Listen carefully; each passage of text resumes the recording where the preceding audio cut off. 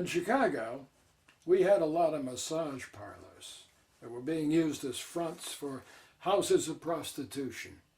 It got so bad, the word massage came to mean, well, you can imagine what it came to mean. And to give a massaging meant, I suspect you know what that means too, without my spelling it out.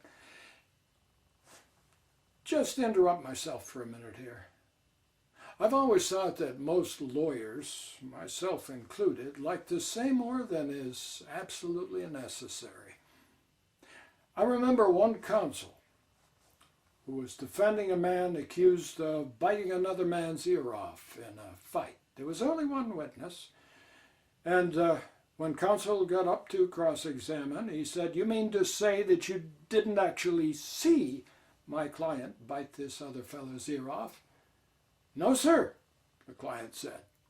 And counsel could have sat down right then. But he's bound and determined to ask one more.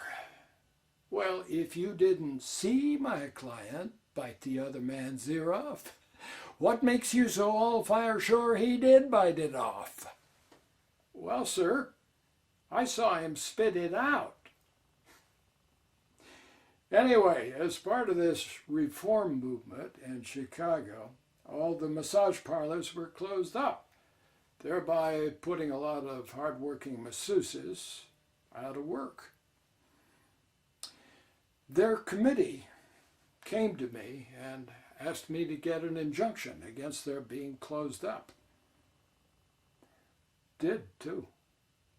I got the ordinance revoked. On the way out of court, the state's attorney nudged me and said, "Clarence, you gave the state a good massaging on that one." After I went out on my own, I didn't have any trouble finding clients. Part of the reason might have been that I never charged a fee if a man couldn't afford to pay. A lawyer has to do a great deal of work for which he cannot hope to be compensated, and that's the way it should be.